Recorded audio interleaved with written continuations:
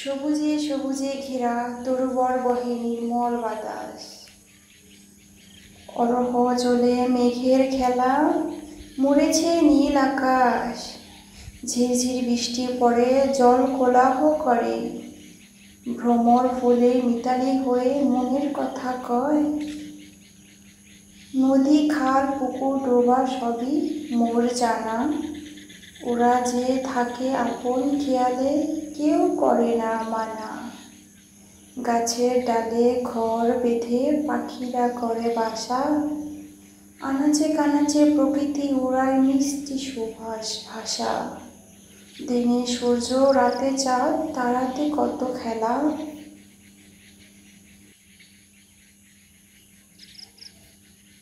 জন্ম মৃত্যু হাসি কান্না নিত্য নাটের খেলা।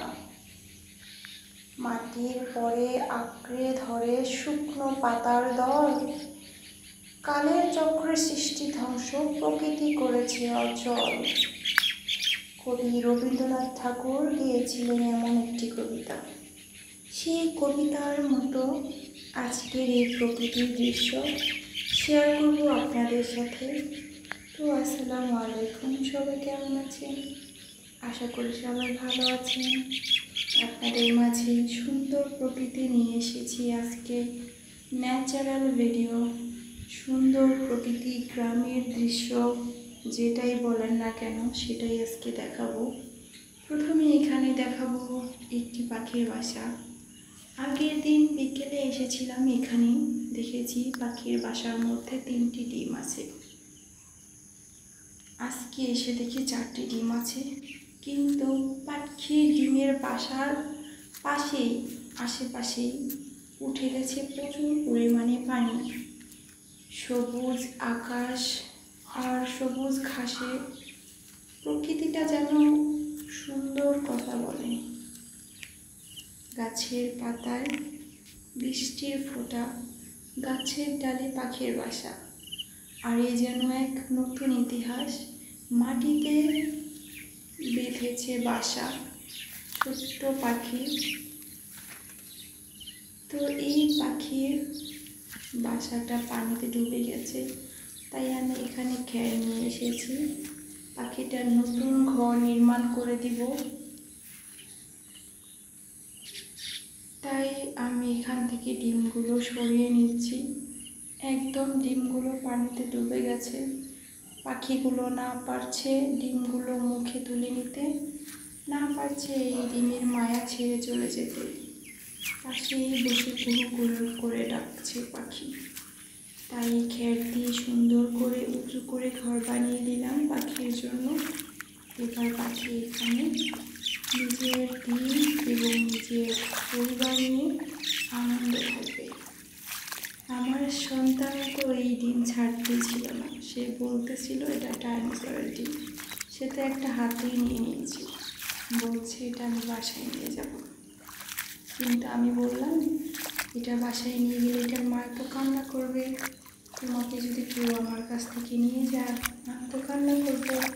তাই পাখির ডিম কেউ নিয়ে গেলে পাখিও কান্না করবে। বলার সাথে সাথে আমার ছেলে ডিমটা বাসায় রেখে দিল। তো আমিও বাসা বেরিয়ে চলে আসলাম। আশেপাশে পাখিরা ঘোরাফেরা করছে আর ছাগলে খাচ্ছে ঘাস। প্রকৃতি যেন আজ অন্যরকম এক কথা বলে। আকাশে উড়ছে পাখি, খোলা মন, খোলা আকাশ। আর গাছের ডালে বসে আছে প্রজাপতি, উড়ছে অনেক প্রজাপতি, উড়ছে অনেক ফড়িং। সেই ভিডিও আজকে আমি তুলে ধরেছি আমার ভিডিওতে। কলা গাছের ডালে বসে পাখি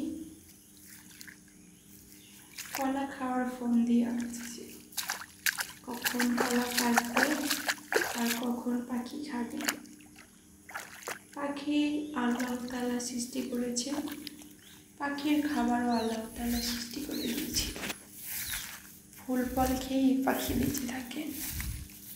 তার সাথে আছে বাড়ির হাঁস মুরগিগুলো, কত সুন্দর টুকটুক করে উঠান দিয়ে হাঁটে, উঠানের ঘাসগুলো খায়।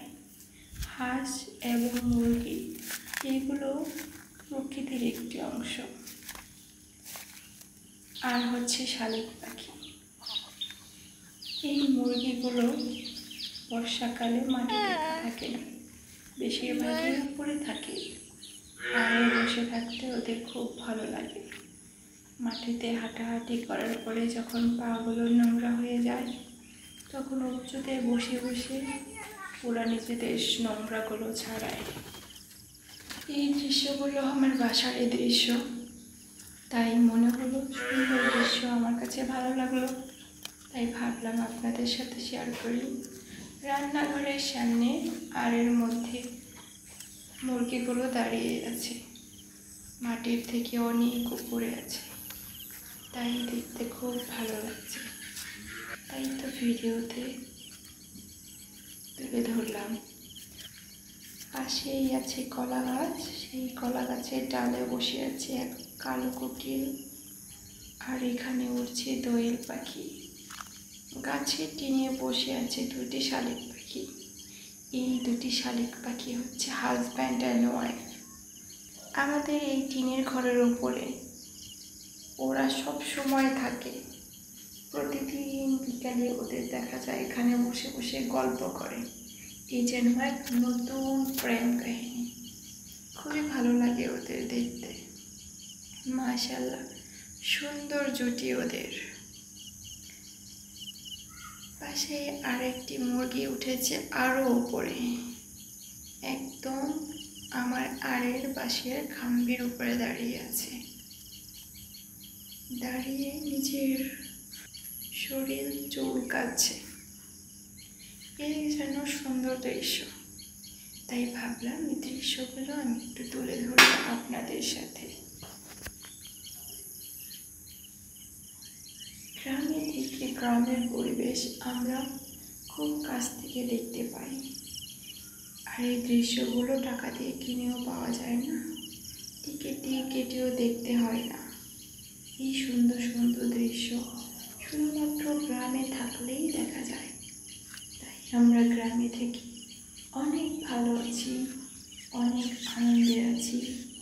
আল্লাহ তাআলা আমাদের অনেক ভালো রেখেছেন। আল্লাহ তাআলার কাছে লাখো শুকরিয়া। এই সুন্দর সুন্দর পরিবেশ, এই প্রকৃতির ছোঁয়া বলে মন খোলা বাংলা ভাষায় কথা।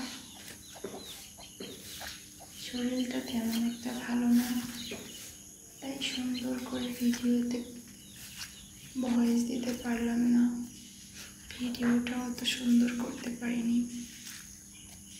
তো আজ এই পর্যন্তই। কথা হবে আপনাদের সাথে অন্য আরেকটি ভিডিওতে। সেই পর্যন্ত যারা যেখান থেকে আমার ভিডিওটি দেখছেন সেখান থেকেই ভালো থাকবেন। দোয়া রইল সবার জন্য, সবাই আমার জন্য দোয়া করবেন। ভিডিওটি লাইক দিয়ে দেখা শুরু করবেন। নতুন বন্ধুরা চ্যানেলটি সাবস্ক্রাইব করে পাশে থাকবেন। এরকম আরও ভিডিও পেতে চ্যানেলের নোটিফিকেশনটা অন করে রাখবেন, বেল আইকনটি বাজিয়ে রাখবেন। আরও নতুন ভিডিও আপনাদের জন্য তৈরি করব। আল্লাহ হাফেজ।